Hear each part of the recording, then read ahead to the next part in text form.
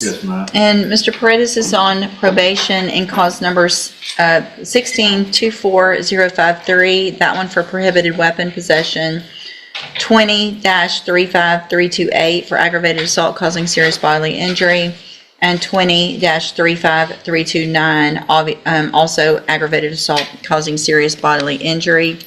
Was in court previously. Entered pleas of true to counts 1, 2, 3, and 6. I've received an updated pre-sentence report. Have you both had an opportunity to review that report? Yes, Your Honor. Yes, Judge. Any additions or corrections? Nothing with that. Any testimony with regard to any of the other allegations? Mr. Smith? Judge, we have Mr. Parsons here for... I'm sorry, I can't hear you. We have the probation officer here if you'd like to hear from him. I believe that, yes, I did address... I mean, I have what he put in here, but I just am asking if there's any witness, if you want to put it on any testimony for the counts that were not pled true to or not. I would ask him a few questions if the state's not going to call him. So I guess we will do.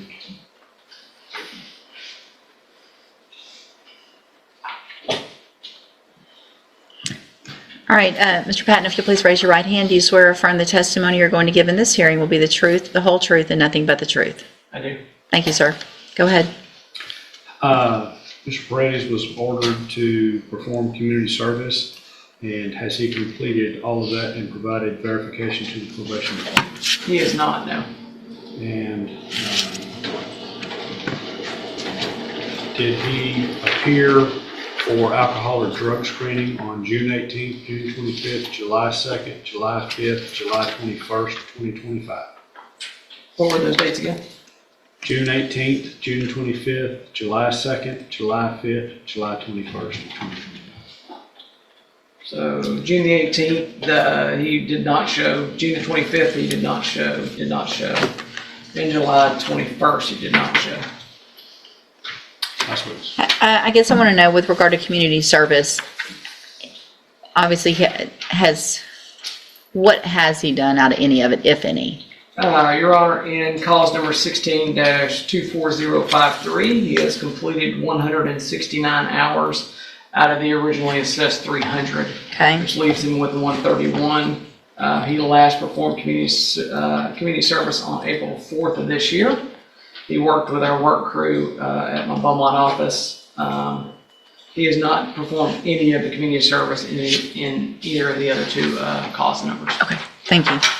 Mr. Kimler? Shouldn't the community service be concurrent in all three of the cases? In other words, the community service that he's done in one case should... And then we gave him probation on 2 after that. It is typically how we do that, Your Honor. We typically will give them credit for community supervision on any of the cases they're doing for us, regardless of when they started supervision. Community service. Yes. Yeah. Sorry. May I proceed, John? Yeah. How long have you supervised him, Mr. Patton? So I'm a unit supervisor at our department. I've seen Mr. Paredes on numerous occasions for administrative hearings, case staffings, and when I've held down a caseload when we've been in between officers. But you have some familiarity with him? I do, yes, sir. And during the times that you supervised him directly, has he maintained proper demeanor with him? Yes, sir. Yes. Proper decorum, all those things? That is correct, yes, sir. And should he be continuing on probation, you would not be the supervising officer, that would be someone else, is that right? That is correct. I would not be supervising him. Well, let's say, I suppose you acted as a supervising officer at some point in your career at the probation department, is that right? That is correct, yes, sir. Assuming, let's just speak hypothetically, if you were a supervising officer again, would there be anything about Mr. Paredes that would cause concern to continue to supervise him as far as his demeanor and decorum and attitude towards the probation department or personnel? Hypothetically, no, not concerning those items. Who was his supervising officer? His supervising officer was Alexandra Ariano. Ms. Ariano went out on maternity leave and elected to stay home with her child, and so we've since filled that vacancy with a new officer. Okay. But she was the one that was, I guess, directly supervising. That is correct, yes, sir. And you have access to her records, is that right? I do, yes, sir. Is there any indications in there about some type of mental health referral, anything of that nature? No, sir, there's not. Not that I've come across. And nothing in the records that indicate that there's ever been any type of mental health assessment or mental health recommendation for Mr. Paredes, particularly not for schizophrenia or anything like that, but perhaps depression or... Not that I've come across, no, sir. That's what it is. No further questions. All right. So, Mr. Paredes, it shows here in this updated pre-sentence report that one of the things you told Mr. Patton was that you had been on probation since you were 18 and you just couldn't do it anymore. Yes, ma'am. That's true.